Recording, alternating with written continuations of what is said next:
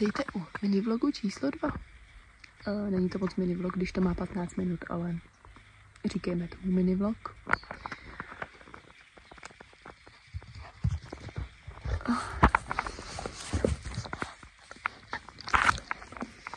Dobrý.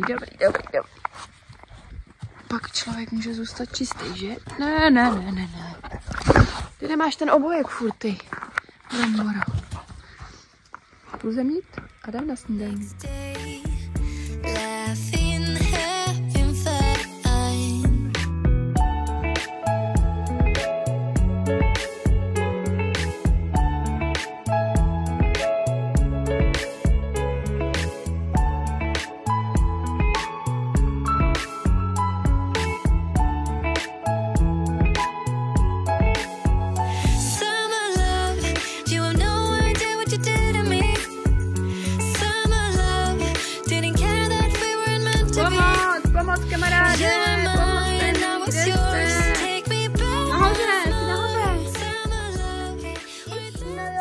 Jo, pomoz mi, střílí mě Joker. Jo, jedu na dráze. Já jedu na dráze, tak rychle, pojď mi zachránit. Mala ti jde zachránit.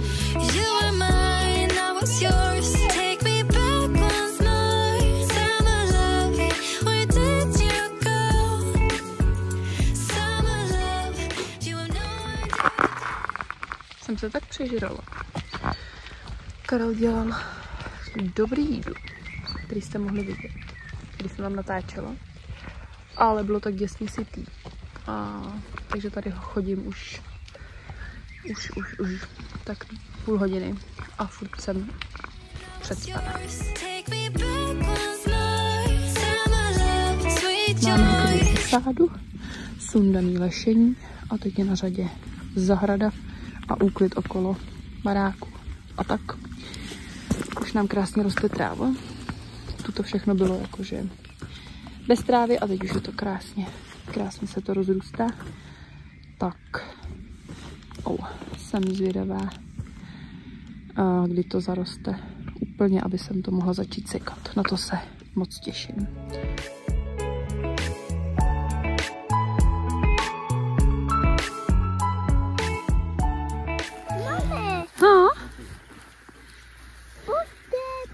Pojďte. Kolik dáme peněz?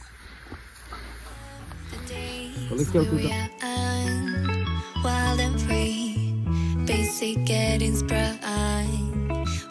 Čekáme v noci mráz. Jednou rukou to jde teda dost blbě. Tak si tady přikrývám jahody. Protože bych byla nerada, aby zmrzly. Ještě sundám kamen.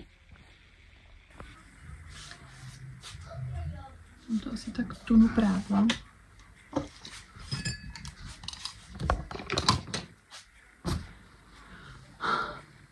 Tak to jdu sklidit. A něco jsem chtěla a nevím co.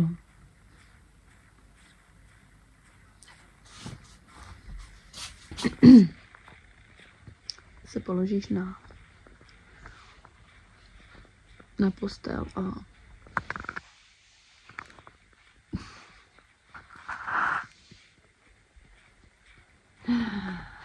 už tu jsou. Přednavala jsem zimní věci a letní věci. Mám si zase dokonalý. Přednavala jsem zimní a letní, super. Zimní a letní věci do skříně. A furt to nemám hotový.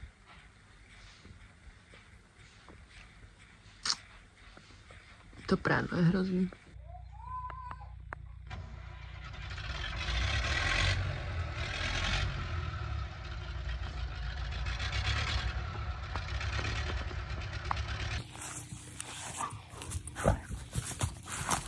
Au! Bože, to je psychopes. Psycho. Je rosatý, jo. Ten druhý, dneska je čtvrtek.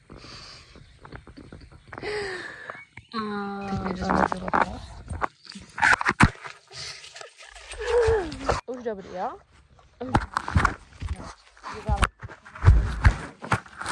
Ještě, že ten telefon je voděodolný. Dneska už by mělo být hezky. Teď tady máme ségry děti a až bude Kajk spát, tak budeme s maminou dělat kytky do mlejna. Do oken. Tak mám pak něco natočím zase. Musíš, ty budeš mít čtyřka. Vrať mi to auto! Vrať mi to auto! Můžete jít kokem. Wow, taky můžeš řídit. Ano. Máši? Přežili.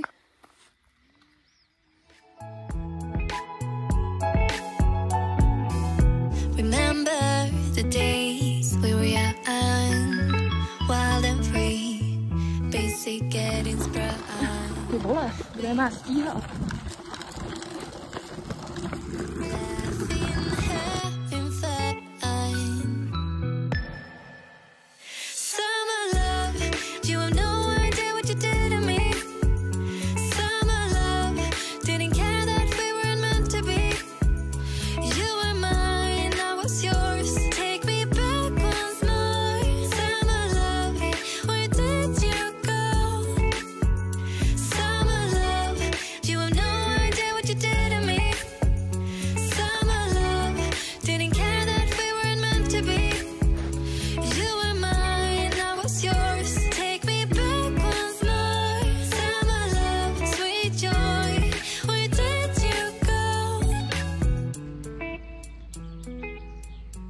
Mám vypleto.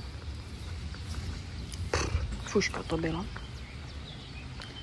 Mamina dodělává kytky. Nechala jsem tady jenom pár kytiček. No a tyhle půjdou ještě do apartmánu, až odjedou lidi. Tady už jsou.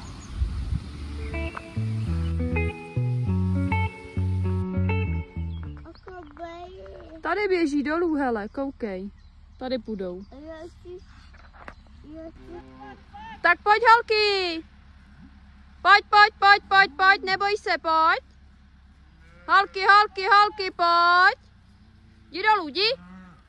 Pojď, holky, pojď.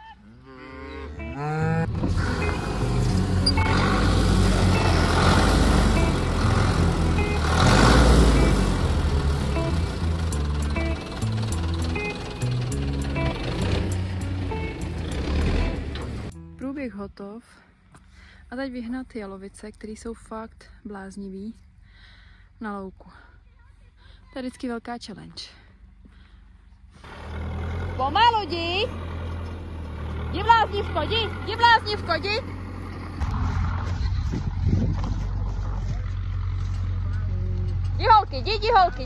Jdi holky!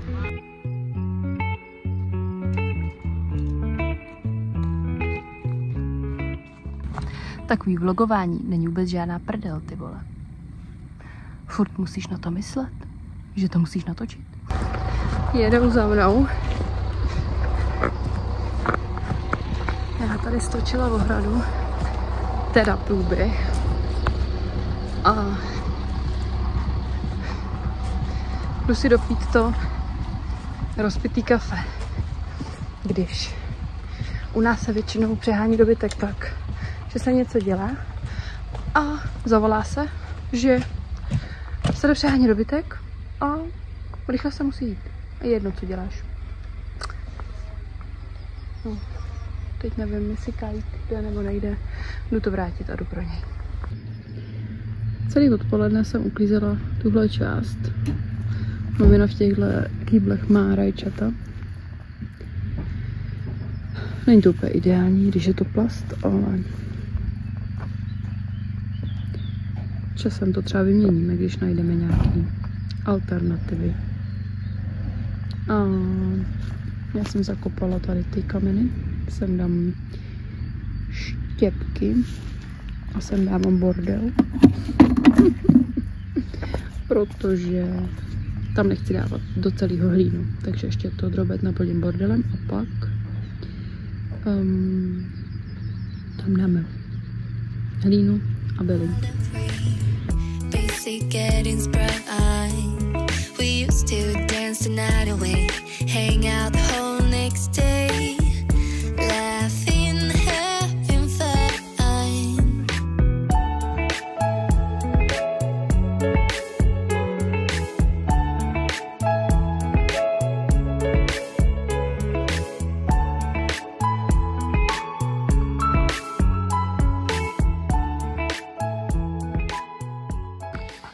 Mám vždycky ty vlasy takový epesní, ale prostě jsem doma, něco dělám a kdybych si ty vlasy nějak upravila, tak stejně za chvíli jsou takový. Takže no, dám si kafíčko a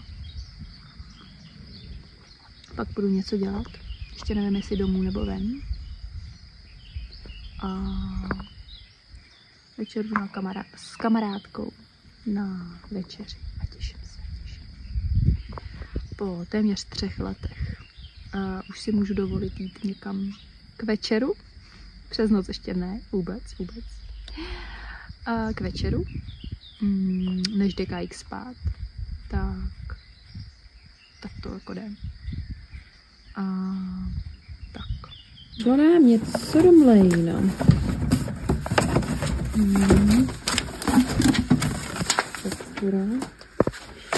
Jsem se rozhodla, že na balkonu nechci.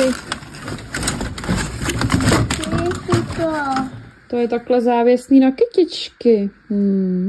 To je moc hezký. Takhle to zavěsíme a budeme to mít jenom v těch. Já jsem tam měla každý rok velký truhlíky a to jsem se rozhodla, že tam chci jenom takovýhle, no, prostě na kulatý květináč.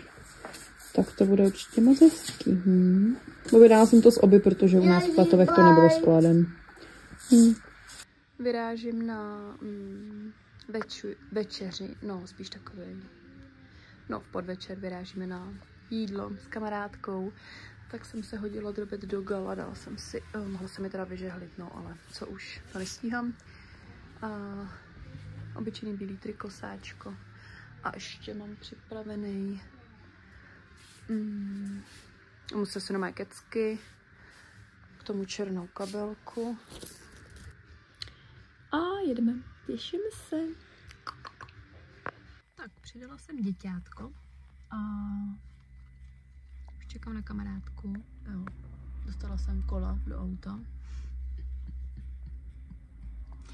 Bylo vyloženě outfit k tomuto prostředí. A jdeme si užít pěkný večer.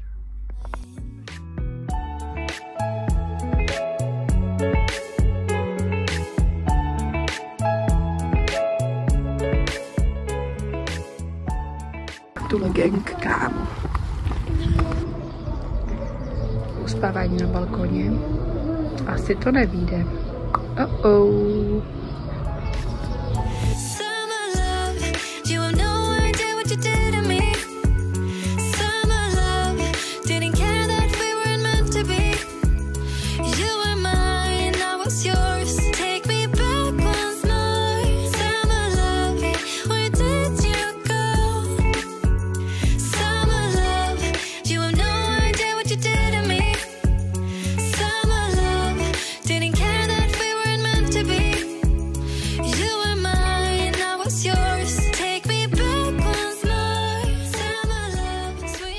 Jsem fakt kus, vole.